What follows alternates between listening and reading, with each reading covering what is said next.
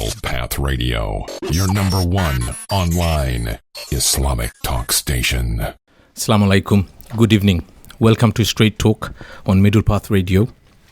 This is a show, as you know, is streamed on a weekly basis on Thursday, 9 p.m.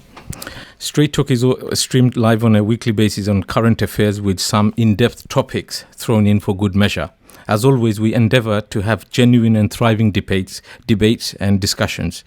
We are impartial and have no affiliation with any government or non-government organisations in UK or abroad. So the shows are interactive, live. We will be happy to hear from you by phone or text. You can call in on 07477 080 248. You can also tweet us at Middle Path Radio.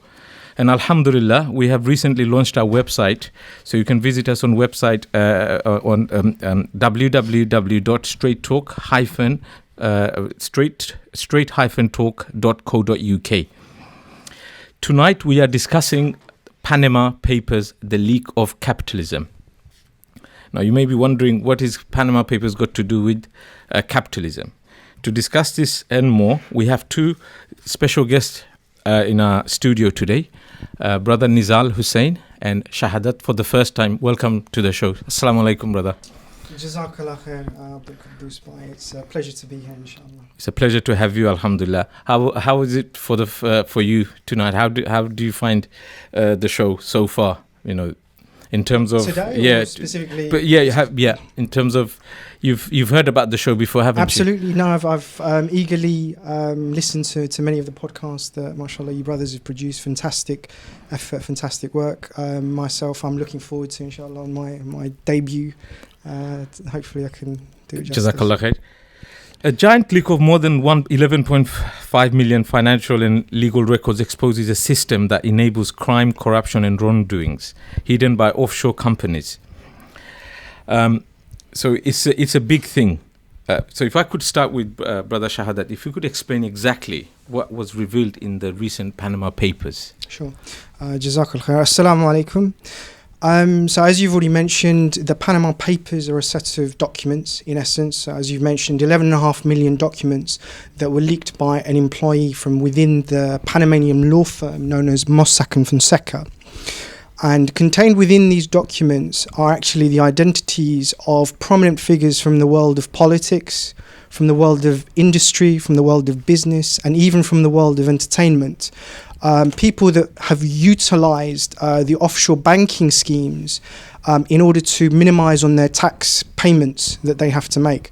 So obviously we've seen some prominent figures, the likes of Vladimir Putin, even David Cameron, whose father was identified as being a user of these particular schemes. We've seen the Chinese ruling elite also. So it's been a great source of embarrassment for a lot of people, in essence, around the world. Jazakallah khair. Brother Nizal, in terms of what Brother Shahadat says, it seems to me that it's quite global. It's a problem that is across the whole world, and it affects a lot of people. Can you just elaborate how wide of a problem this is? Assalamu alaikum. Yes, the problem exists globally, but even before the Panama Papers, you find that we're looking between 21 and 32 trillion dollars globally. That's actually within this, offshore accounts. It's accounted for, but at the same time, no one seems to want to do anything about it. There's a bit of a grey area where, on the one hand, it's seen as very murky, but at the same time, we still have figures like this, 21 to 32 trillion dollars globally, and that's not linked to specifically Mossack Foseca, but that's a global amount. It's within that region.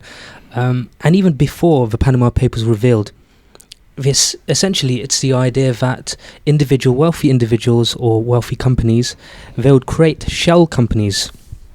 And the idea is, if you take the analogy of a shell, it's empty, it has an external structure, empty inside, it's a front-facing firm, you'd have this abroad, and then you can transfer money, and there's a whole murky world, essentially, where money is transferred from one place to another, offshore typically. So in that sense, they never ever have to pay their taxes, at least to the same degree as the common man. They're also called as tax havens, isn't it? Yes, they're referred to as tax havens. That's it. They're referred to as tax havens. So per year, the annual, it's about $189 billion per year is lost in terms of taxes to society globally.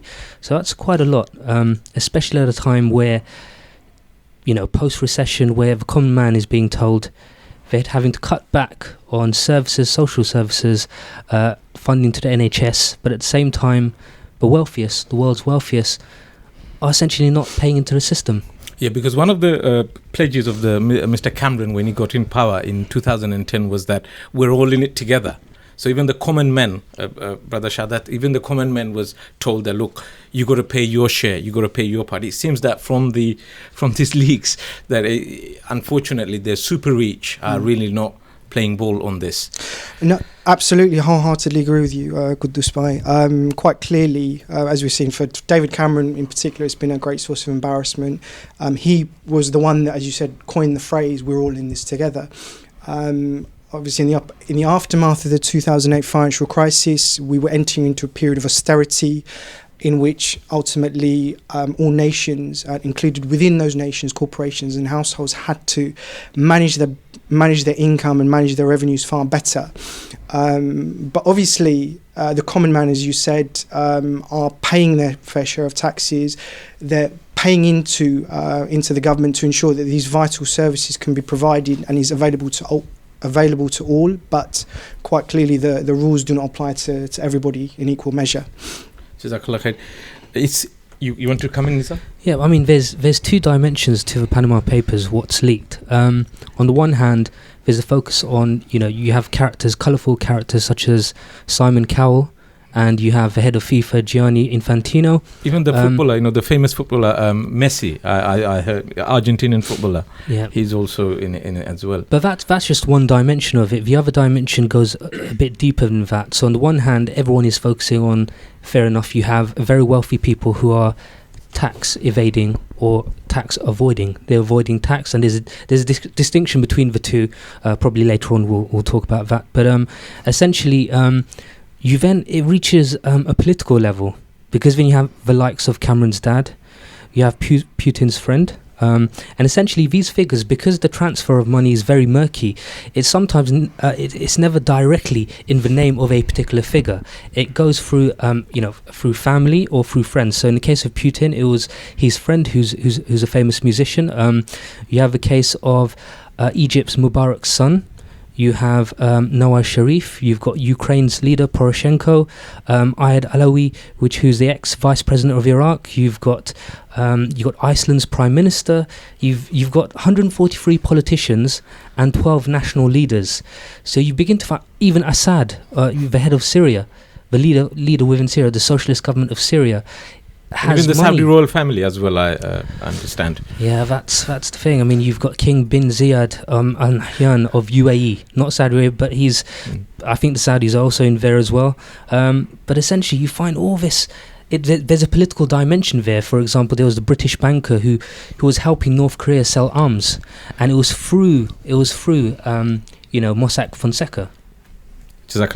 Listeners, don't forget to call in. This is a very interesting topic, as you know, we're discussing tonight. So inshallah, please call in on 07 477 080248 and raise your questions, comments, or any feedbacks you may have regarding this matter or about our show generally as well, inshallah. So you please call in, and you can also text us on 07 477 080248. I've got a question for Brother Shahadat. Basically, a lot of people will wonder why were these questions leaked. So, any reasons where you think why suddenly this was leaked? This is actually a very pertinent question that you've answered. I think quite often when we see a significant revelation like this made, that quite often we can get lost in the reaction to the issue rather than actually taking a step back and trying to understand what are the motivations behind leaking these documents in the first place.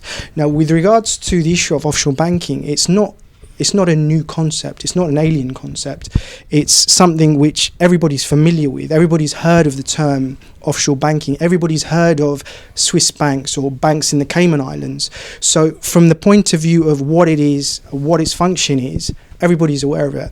I think with this issue specifically, what sort of caught everybody by surprise is the degree to which it takes place. So as Brother Nizal has mentioned, $32 trillion is hidden and stashed away in offshore bank accounts. When you compare that to the world GDP, which I think is just over $70 trillion on an annual basis, you're talking about half the GDP of the world is stashed away in offshore bank accounts.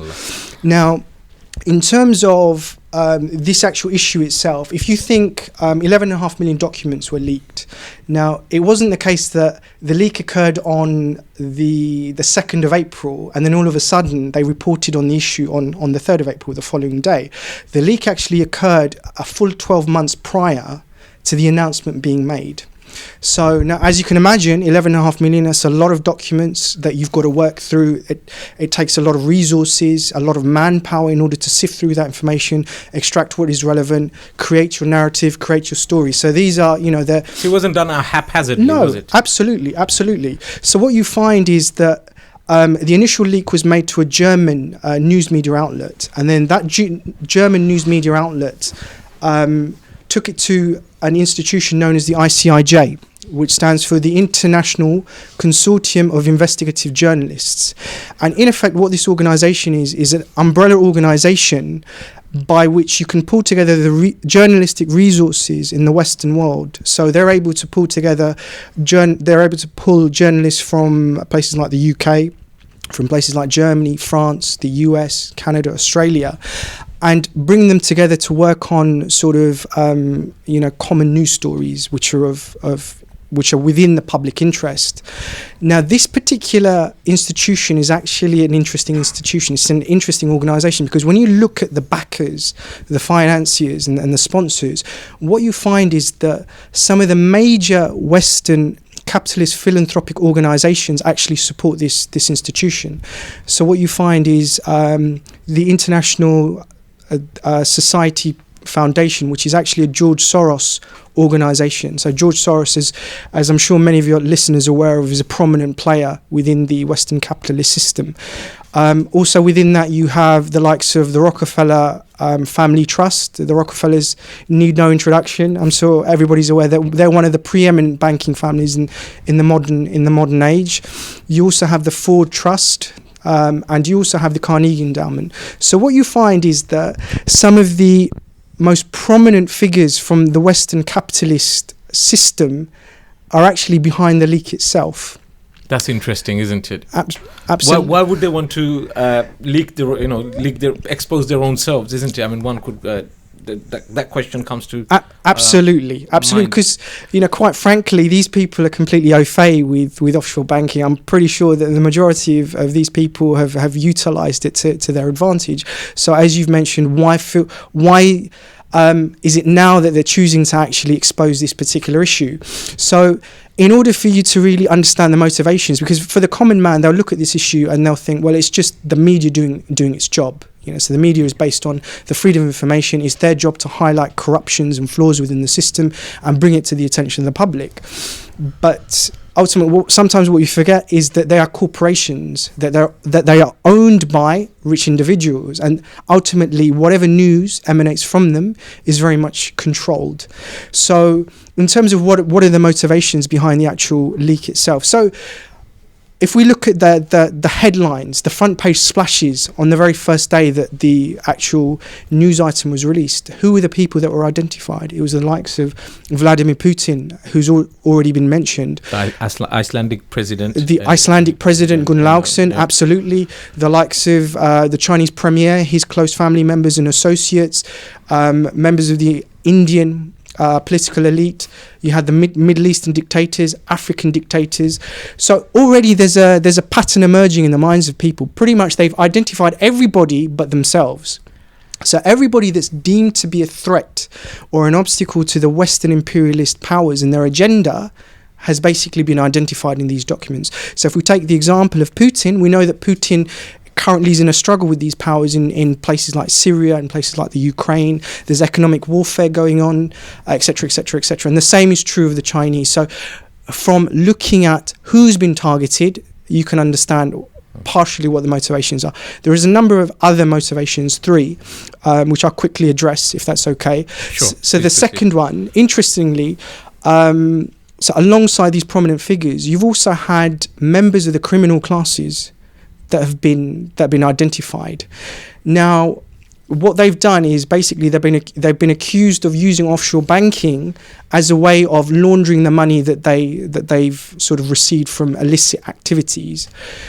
Now, the question is, why are they targeting the criminal classes? Now, in terms of the criminal classes, the way that they actually sort of conduct their financial transactions isn't the same as the common man, where the common man he'll utilize some sort of bank transfer, which is the sort of most popular means of payment nowadays. Your criminal classes utilize predominantly cash or cash-like substitutes, rather than bank transfers, because obviously it's much easier to audit and to see the type of transactions and dealings that are taking place. Now, in terms of, if we look at Western society and we look at specifically with regards to money, what is the popular trend over the last 5 to 10 years? What we see is that society slowly is moving away, is moving towards being cashless. So if we look at examples like the chip and pin card is a great example, or contactless payments, or even smartphones now. Smartphones are being used as a means by which you can make payments. So people slowly are being conditioned to come off using cash and utilizing electronic transfers. So eventually there will come a time where they've got to do away with cash altogether. And for the governments to be able to do away with cash, they've got to create a narrative. So what better narrative than the criminal classes?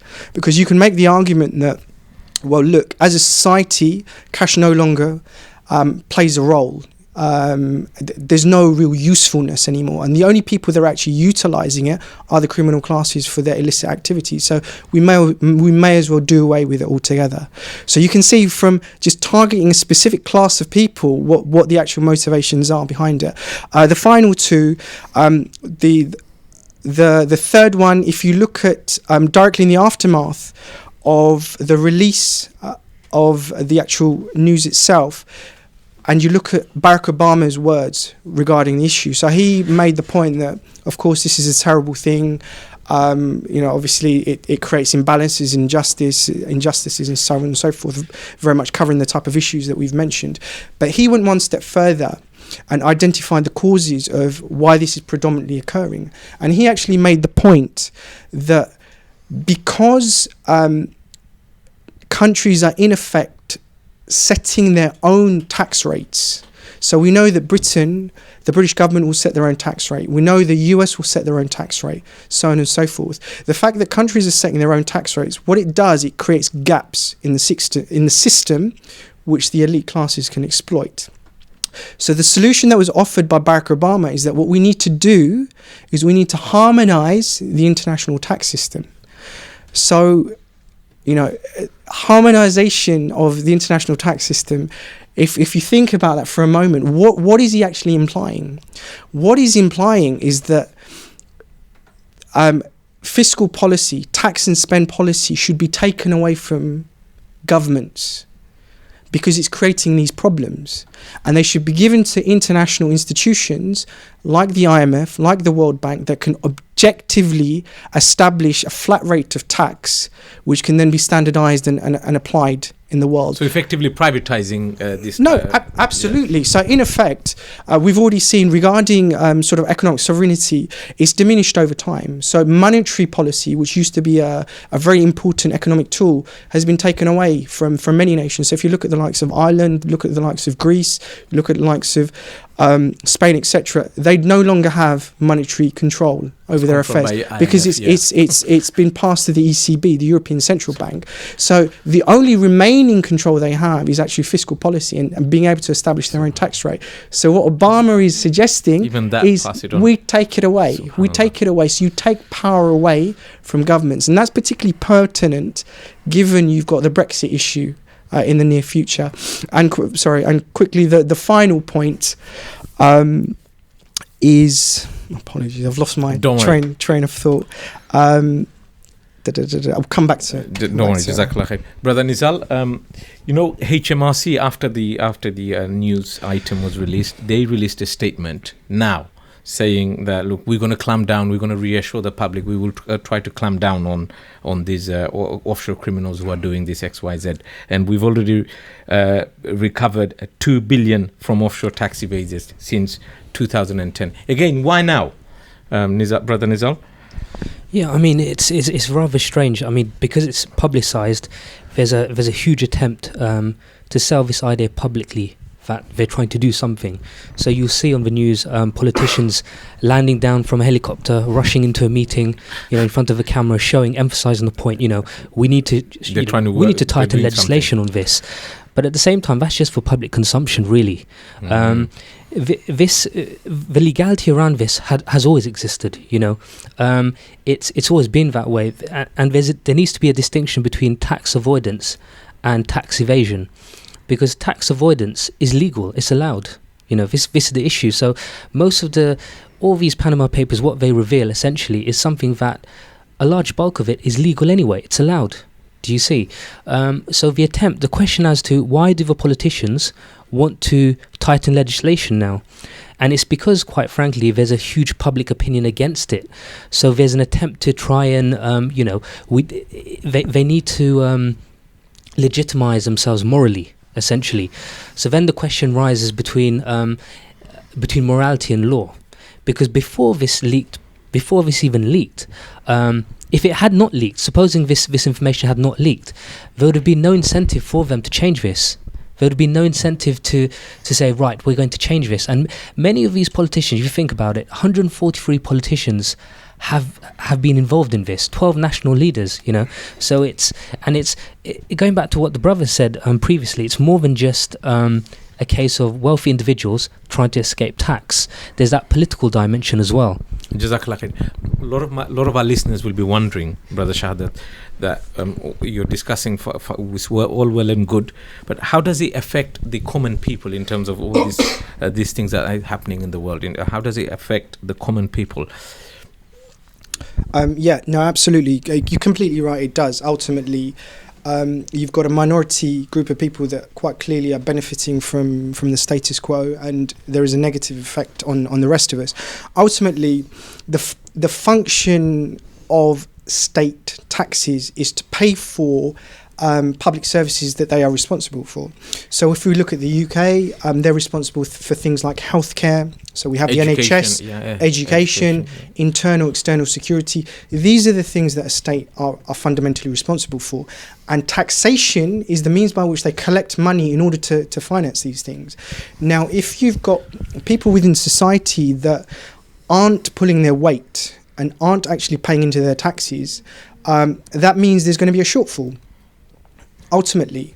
And if there's a shortfall, there's one of two solutions to that. Either everybody else pays more through additional taxes, or you raise the existing taxes, or the government has to go into debt.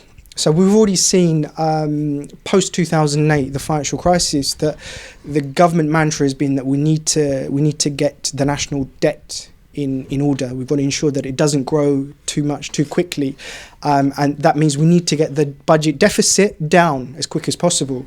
So that basically means the government on an annual basis is having to borrow money to make up for this shortfall, which primarily should be covered by the people that are avoiding on their tax payments.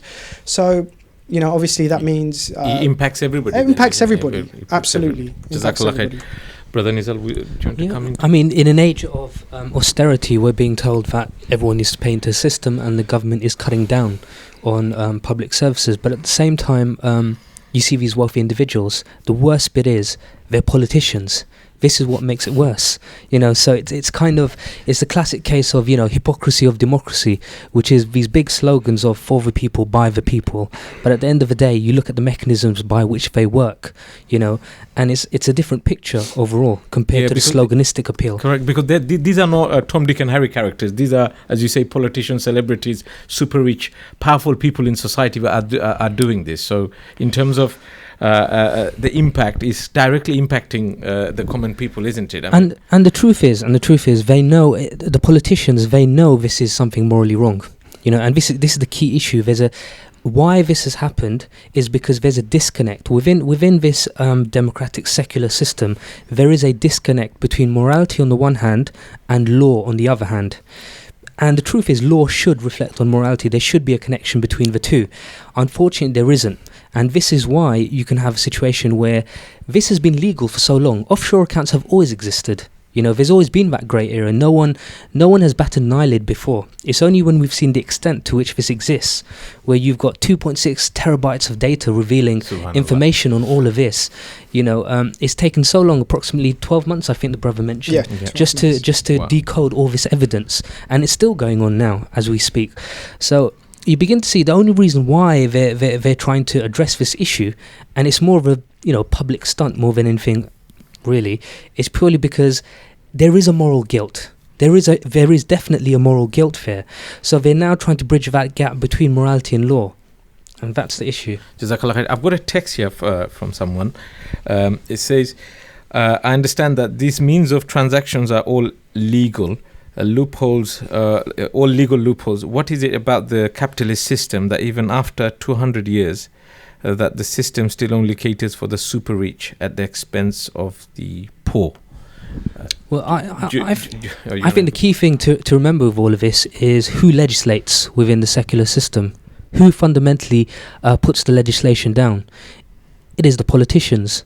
So ultimately, this idea of politicians trying to fix the situation now, they knew this problem existed beforehand.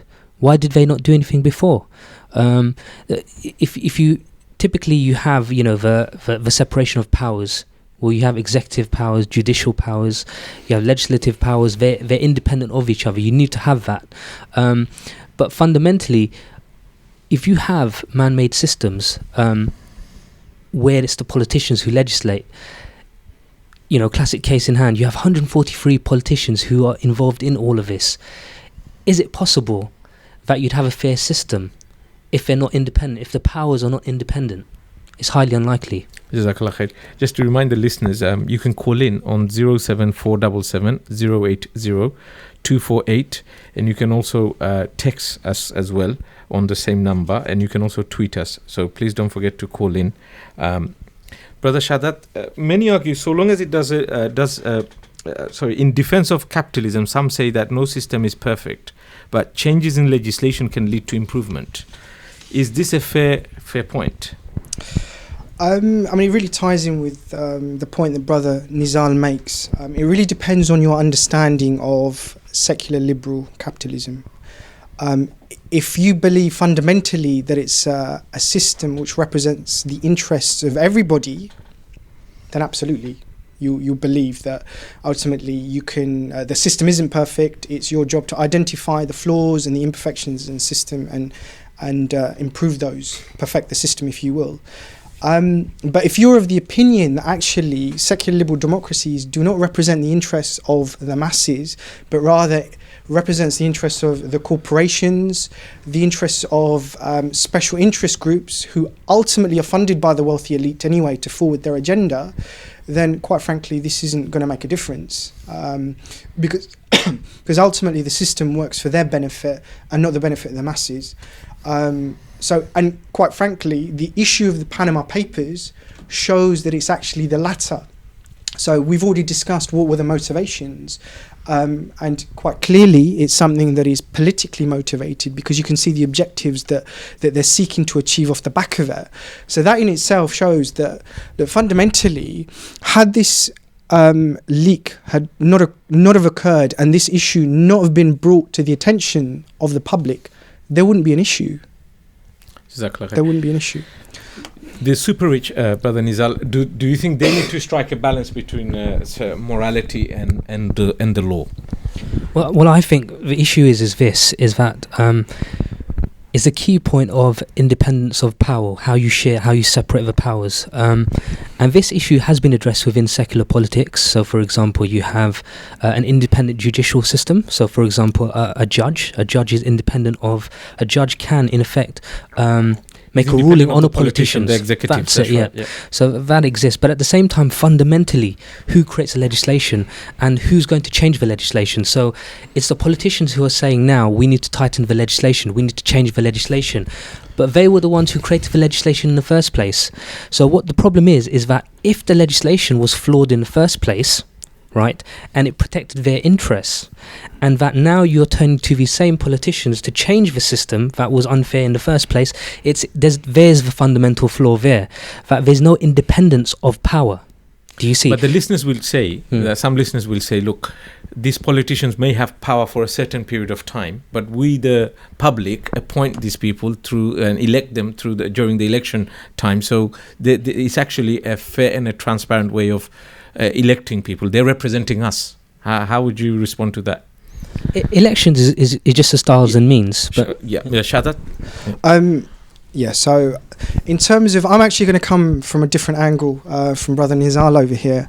And I'm actually going to say that the people that are outraged, the people that are angered, the people that are disappointed and are exacerbated by this issue actually have no right to be. They have no right to be. And fundamentally, anybody that hasn't understood secularism, hasn't understood liberalism, and hasn't understood democracy within the context of within secular liberal values. You made a few serious allegations here. You need to justify yourself. Absolutely. So if we actually have a look at the issue of legislation, laws, and morality in secular liberal society, they're one in the same thing. They're in essence two sides of the same coin, because in terms of society, it's the collective through the democratic system that determines what is right and wrong, that determines what is legal, what is illegal, and fundamentally what is moral and what is immoral. Now obviously we live in the real world, and clearly this issue has angered many people. But the question is, why are they angered by it? So when we look at it, when they actually judge this particular issue, the basis which they're utilising to judge this issue is religious morality. That's interesting. We're in a liberal society. Absolutely. If you think about it, it's religious morality that is being utilised as the basis for them viewing this particular action. But religious morality has no place within secular liberal society, as we all know. Fundamentally, it's a democracy. It's what is the basis of what is right and wrong is legislating is through man. Yeah, it's actually based on the principle of moral relativism. So it's not religious morality, it's moral relativism. And the idea of moral relativism is based on the idea that there are no absolute truths in this world. What you have is subjective opinion. So your opinion, Brother Kuddus, on the issue of the Panama Papers may be different to my opinion, which may be different to Brother Nizal's. And fundamentally for each of us, that's a truth. Do you see? That's a truth. So in terms of how you determine what is right and wrong, you establish what is popular consensus in society on a specific issue. See, that's the basis. Now the problem with that is obviously that the concepts linked to right and wrong is fluid, it's dynamic, it's not rigid, it changes according to time and place. So if we look at history, what was deemed to be moral in the past is no longer considered to be moral, and vice versa. You don't even have to compare societies from different points in time. If you actually look at modern secular liberal societies, you have societies that ultimately produce different sets of laws and regulations. So if you look at Germany as an example, a couple of days ago they legalized cannabis, didn't they? Yeah. So, but cannabis in the UK is illegal. Yeah. So according to the British standard, it's immoral. According to the Germans, it's immoral. So fundamentally, this is. So there's disparities. There's disparity. Absolutely. There's disparity. Yeah. So as far as people are concerned, the fact that this is legal it's moral. People can't really judge on this issue on that basis. Do you want to come in? I've got a question for you on the text. But quickly. In terms of the Panama Papers, what was leaked, a lot of people are enraged by this, and it's to do with some degree of religious morality, some lingering elements of religious morality. In this society, there's still some Christian baggage, there's still some residual Christian morality, but over time that changes, over time it wears away. So, I remember on the train there was adverts, there's all sorts of adverts which not necessarily, there's the atheist adverts to do with enjoy yourself, there probably is no God. There's the adverts to do with websites promoting affairs, so that's legalized, that's allowed. Now that doesn't create much outrage in today's society, but obviously something to do with taxes and money still does. So you begin to see that an advert that's allowed to be publicly portrayed to encourage affairs for married couples on the train, the morality there has been worn down, but there's still some residual morality left when it comes to money. So over time, this will obviously wear away. And when it wears away, it's the question of, well, how do you define morality then? It becomes very tricky then. Brother Shahadat, you wanted to come in? Yeah, I just want to come back on this issue. So I'm just going to utilize an issue to show the danger of this idea of moral relativism. So if we take the example of willfully killing a child, what would be, in terms of your opinion, what is it? It would be wrong. It'd be wrong. Absolutely wrong. In terms of you, Brother Nizal? Absolutely wrong. Absolutely. And I think that would be the case for the majority of people, irrespective of whether they're theists or atheists. It doesn't really matter what your religion is in that regard, because I think pretty much most people are unified on this point that it's a horrendous act. But now I'm going to draw your attention to an article I believe the Daily Telegraph that was released in 2012, and the actual title of the article was "Killing Babies No Different from Abortion, Experts Say." It's a pretty shocking headline. So I'm just going to quickly read the first two paragraphs regarding it. So it says, parents should be allowed to have their newborn babies killed because they are morally irrelevant, and ending their lives is no different to abortion, a group of medical ethicists linked to Oxford University have argued. The article published in the Journal of Medical Ethics says newborn babies are not actual persons and do not have a moral right to life. The academics also argued that parents should be able to have their baby killed if it turns out to be disabled when it's born. So it's a pretty shocking, very shocking debate that's occurring within the intelligentsia of the secular liberal academics. But the problem is, I would say, Can you just time. finish? Sorry. So all I really wanted to say on the issue is that if you now think about that, because in effect what they're basically saying is that a child cannot be considered to be a human being, because the point that they make, because the child itself isn't fully developed physically or mentally, it doesn't meet the definition of a human being. What they actually refer to the child as, what they actually refer to the child as, apologies, I've just got to find the term. So they're regarded as being potential persons.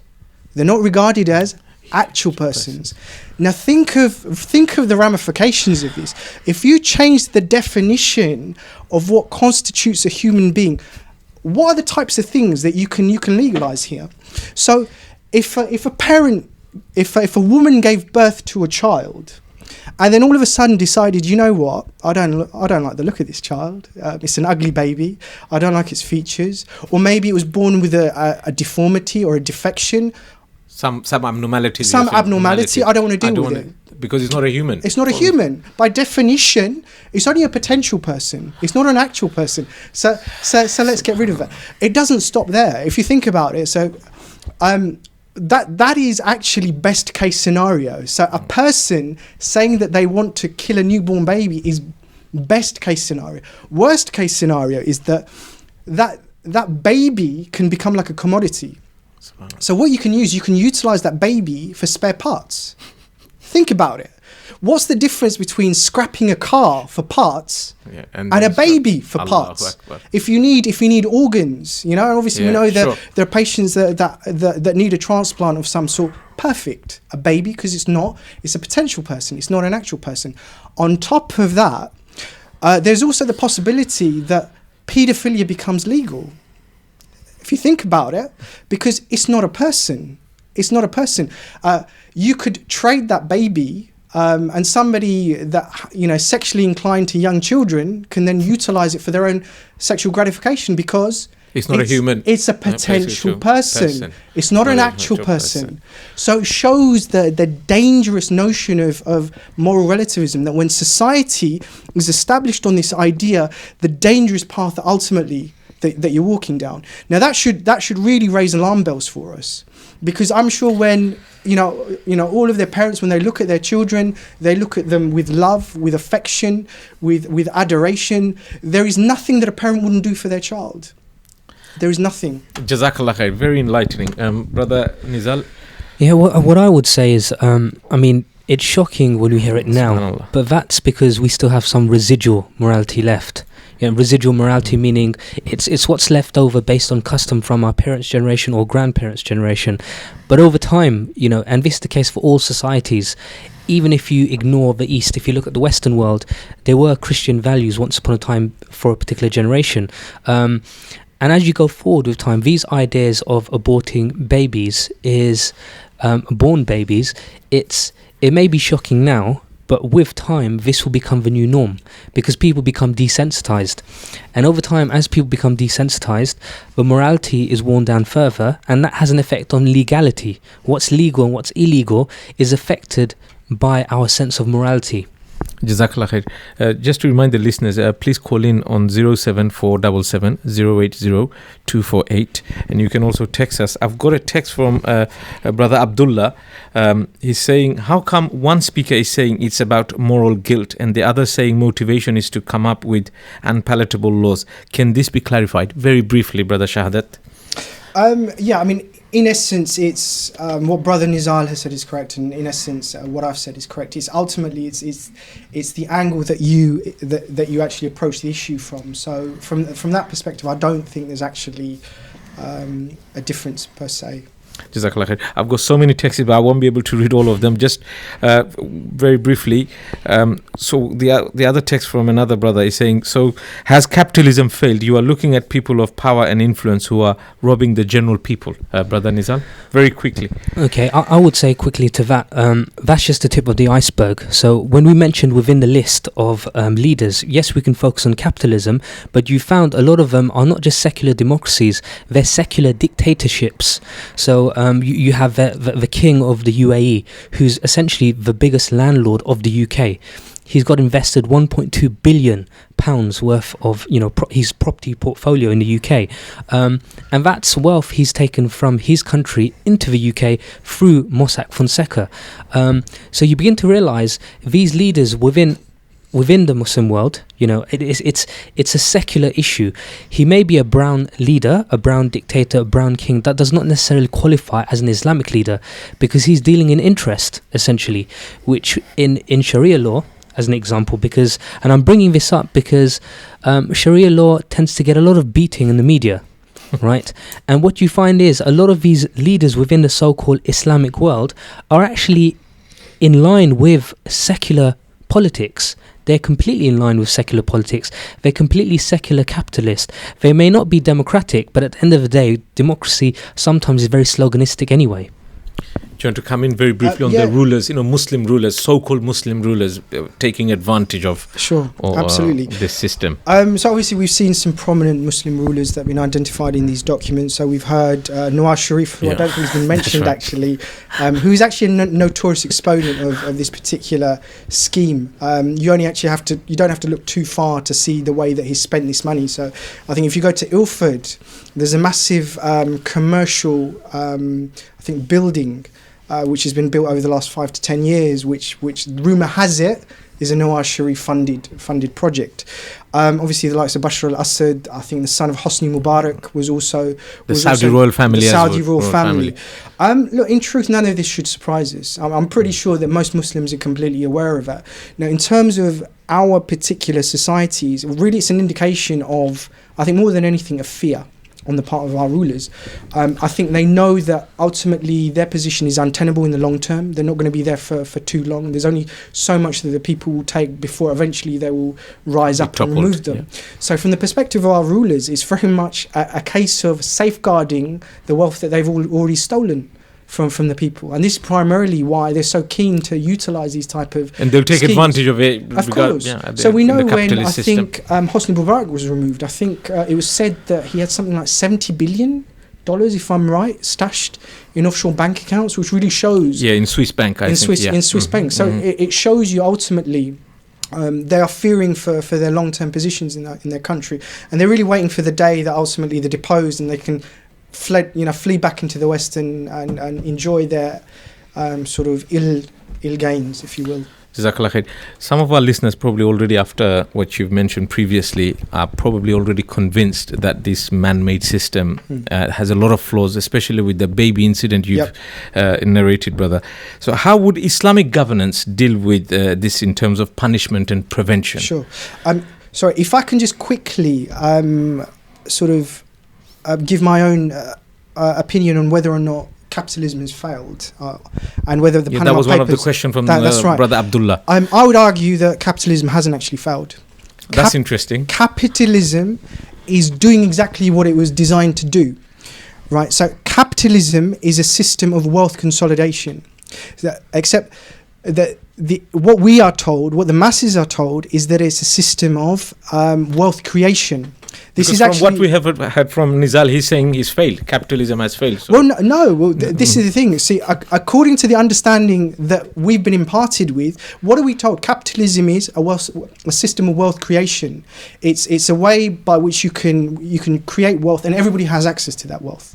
So there shouldn't be any inequality or any disparity in wealth. But in reality, what wealth is, it's a system of consolidation, and the reason it's a system of consolidation is because fundamentally there's only a finite quantity of wealth in the world to begin with.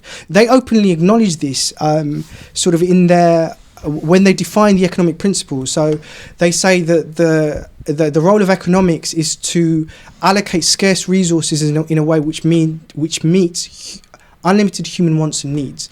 So in the very definition of the economic problem, they're actually recognizing that resources are limited, therefore wealth is limited. Now, if wealth is limited and you are going to establish an economic system on the premise of self-interest, which is what it is, so basically it's people trying to grab as much as they can for themselves, then invariably what is it going to lead to? It's going to lead to disparity. It's going to lead to inequality, because people are going to keep trying to take as much as they can for themselves and their families, which is going to leave everybody else short. And this is the reason why you have, according to Oxfam's latest study, 62 people in the world have more wealth than half the world's population. So I would argue that capitalism is a raging success. It is doing exactly what it's supposed to be doing. Jazakallah khair. Brother Nizal, you want to come back? Whenever we look at capitalism, there's always this focus. My question was on the issue of Islamic governance, but very quickly. Yeah, okay. With capitalism, we tend to focus on the good stories, the wealth, the successful stories. But the system of capitalism globally, the world is capitalist. China with its one Communist Party, it's still trading within capitalist guidelines essentially. So when we look at capitalism, we shouldn't just focus on the success stories, the consolidation of wealth towards specific areas. We look at it globally, we begin to see that capitalism is actually an iceberg. So what you see on the surface, you see the success stories, but the tip of the iceberg is only a small section of the iceberg. Once you go beneath the sea line, you see there's bodies of third world countries who are enmeshed within that capitalist system. So capitalism has failed those third world countries who they obviously believe in the myth that capitalism will help them, but essentially they're playing a game that was never designed to work in their favour. Saklar, but my question was on the issue of Islamic governance. How would Islamic government, for example, would deal with this issue of taxation, this offshore benefits that people get? How would Islamic government deal with the terms in terms of punishment and prevention? That was my point. Absolutely. In order to actually understand how Islam would deal with these issues, you really need to understand fundamentally what is the objective of the system itself, which is why I made the point about capitalism and ultimately what is the end objective of capitalism. You see, and under Islam, is resources limited, as you say, scarcity. So we'd recognise the economic problem is the same, but our outlook to how we solve that problem is fundamentally different to Western capitalism. So where Western capitalism favours self-interest above all else and the private interest above the public interest and state interest, as evidenced by the Panama Papers, Islam perfectly establishes a balance between all three interest groups. So there's a place for private interest, there's a place for public interest, and there's a place for state interest. And in establishing that perfect equilibrium, that perfect balance through the system, through the economic system, through the Islamic economic principles. So I'll give you an example of this. What Islam does, it defines the types of property that an individual can own. So actually, it defines private property, it defines public property. And for the listeners, can you just give what are public property that cannot be owned by private, for example? Okay, sure. So in Islam, the things that can't be owned by an individual are things like oil, things like gas, things like water. These fundamentally, according to the Islamic definition, are public property. So what does that mean? That basically means you can't have people that have accumulated vast quantities of wealth through monopolizing essential public resources. So the likes of Roman Abramovich, who has made his wealth on the back of oil, or the Saudi royal family who have made their wealth on the back of oil, gas, and these sort of things. The fact that these are considered to be public property means that everybody has an equal stake in it. And this will ensure that oil and gas prices will remain low, and you won't have this problem that exists in Western society with high commodity prices. But also the fact that you do have private property in the Islamic system means that you can be an entrepreneur, means that you can actually accumulate wealth for yourself. So it recognises that not all people are the same, that ultimately some people are more driven by wealth accumulation than others. And this is fundamentally where it differs from, say, the system of communism, which was all about the public interest, which was all about the state interest. So, you can quite easily, you can have wealth that is accumulated on the basis of the intellectual genius of an individual. So the likes of Bill Gates or Steve Jobs, who were able to develop some wonderful gadget or technology, that can exist. That can exist in the state. You can have people that can in effect accumulate wealth in that way. Jazakallah khair. Nizal, whether man-made or heavenly revealed laws, it has to be implemented by men at the end of the day. So why would the Islamic system be, for example, any better? If you can explain that. Okay, there's two dimensions of that. First of all, you can look at specific issues, specific areas, specific legislation that Islam has, and you can also look at things fundamentally, how Islam as a system differs from secular systems. So secular systems are systems, whether it's a dictatorship throughout much of the Muslim world, they're secular dictators, but to be honest, they have their hands with the secular democracies. So you have the classic case of the king of the UAE, who's Britain's biggest landlord, as an example. He's investing money from his country into Britain. The UK. Yeah. Now, an interest-based transaction like that would be forbidden under an Islamic system. But what we tend to have, our leaderships within the Muslim world, they are ceremonially Islamic. So this is the key issue we need to distinguish. If it doesn't fulfill the requirement of what is mechanisms within an Islamic governance, it's therefore not Islamic, even if the figurehead on top looks Islamic. But the point is, even if he's an Islamic ruler, Khalif, for example, he's a man. And why would he be any better? He's a human, he's got feelings, he's got desires, he's got perceptions. And why would he be different from any other the reason being is, if we look at fundamentally, but after fundamentally, I want to look at specific issues as well. But fundamentally, even if you had politicians who are really insincere, so they wanted to establish rules that worked in their favor, even if you had this, because human nature is after all, it's weak, it can happen. In that case, you have a sets of legislation which is defined in Islam already through Quran and Sunnah, right? So the case is... And is there an accountability system for the ruler to be... These are specific issues. These are specific issues. But the fundamental issue is this. Under a truly Islamic system, we're not talking about having simply a brown leader who looks Islamic with a big beard. We're talking about these leaders days everybody has a beard. That's the thing. We're talking about a system where there are mechanisms in place which exist within the Islamic governance. Now, as an example... you mean checks and balances? Checks and balances, but specifically, fundamentally, with an Islamic system, even if you had a corrupt ruler and he wants to implement things which are within his favour, he has to go through, he has to try his utmost to try to manipulate the legislation which is already codified in the Quran and which is already codified in the Sunnah. And there is already a body of ulama, of scholars, religious scholars, who have access to this legislation. So the legislation is transparent. You have a huge body of ulama in the world, okay, who'd hold that leader to account.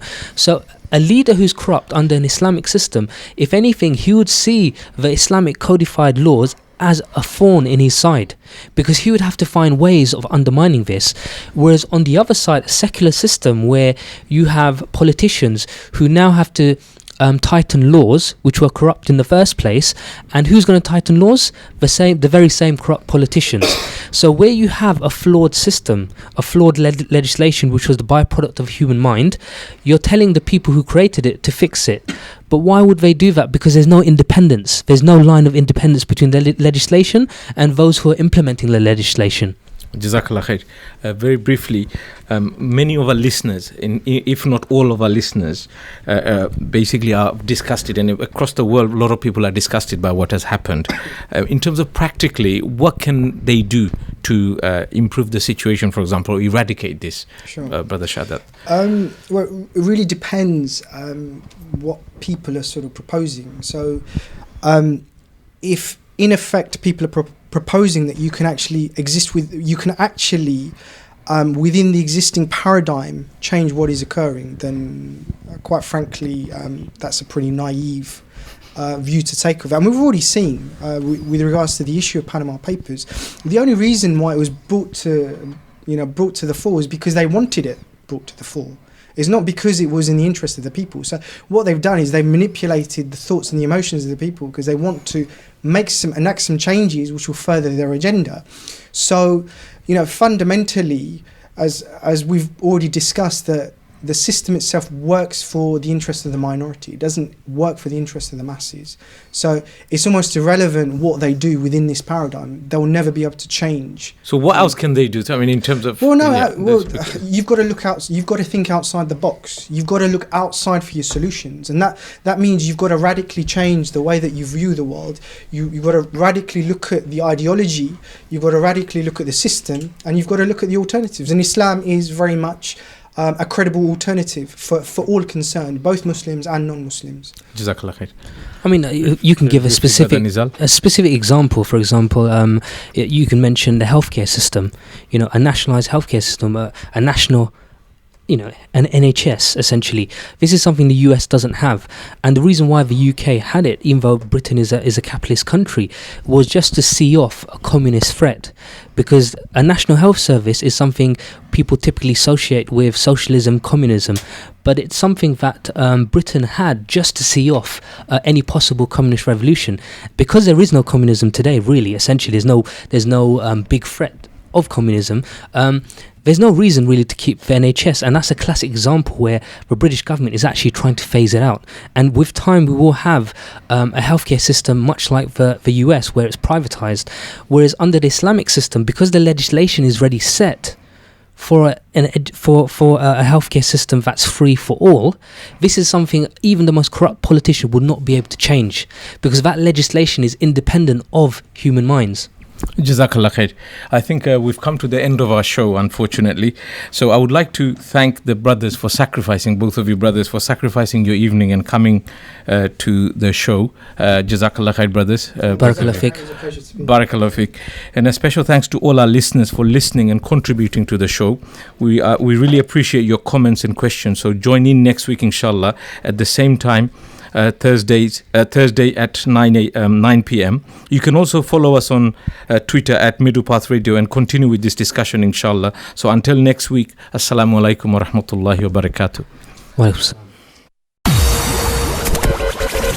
Middle Path Radio, your number one online Islamic talk station.